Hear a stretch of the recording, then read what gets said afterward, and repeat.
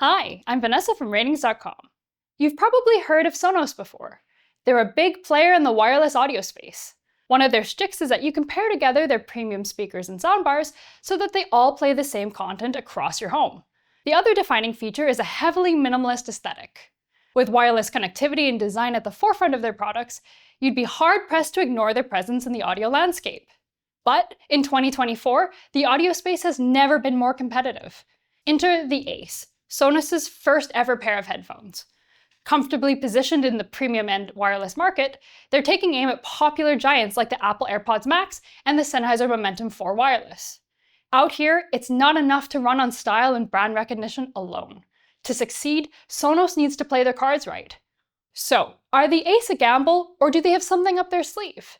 If you're looking for all the deets, then you'll want to hop over to our website where you can read more about our full review. Still need more? Well, you're in luck. We've also released a behind-the-scenes video following our Sonos Ace in our product pipeline. If you've ever been curious about what we do, who we are, how products get tested, then you'll want to check it out.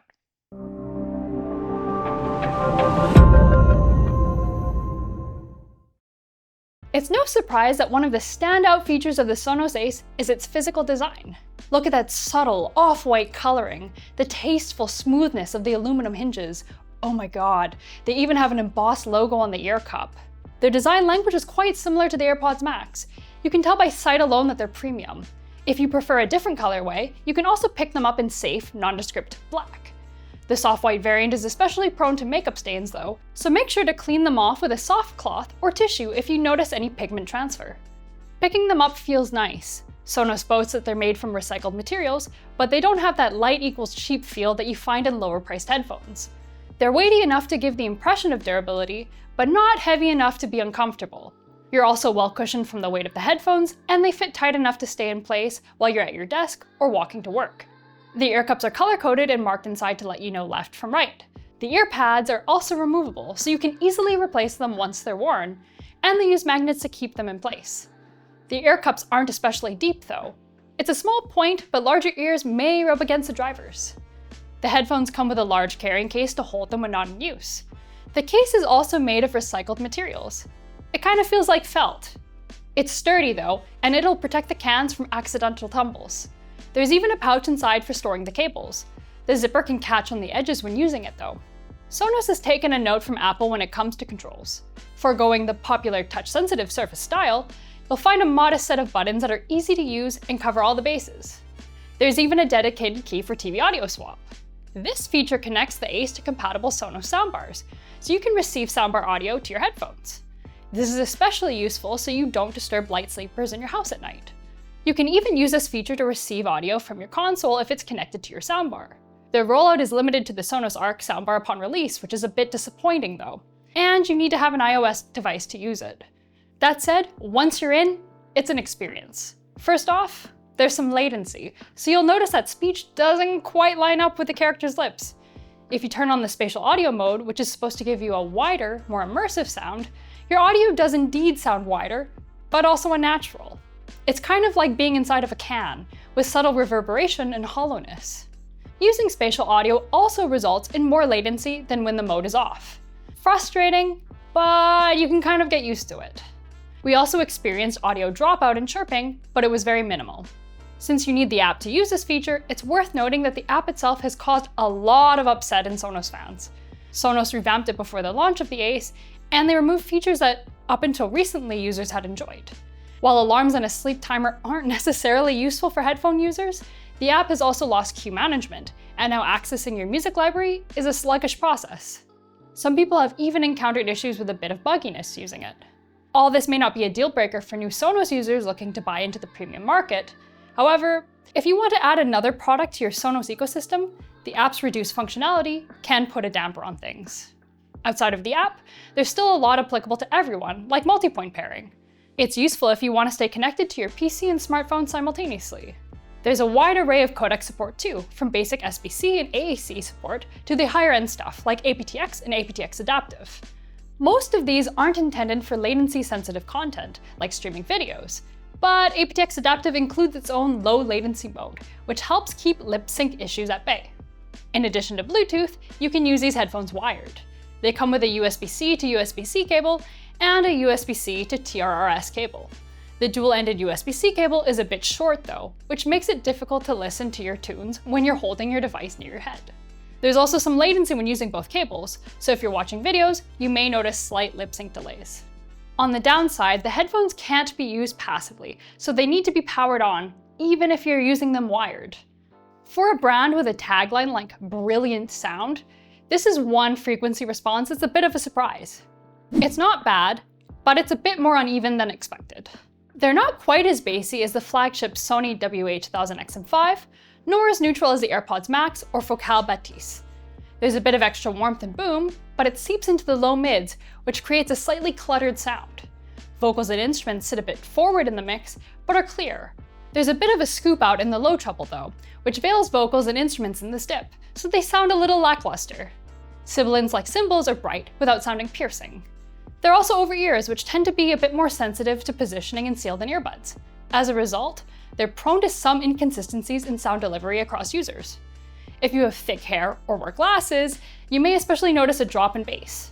Take the time to ensure a good fit each time you use them, and you'll hear consistent bass and treble. If you're using them to listen to music like your favorite Huey Lewis and the News album, 4, then they aren't anything special.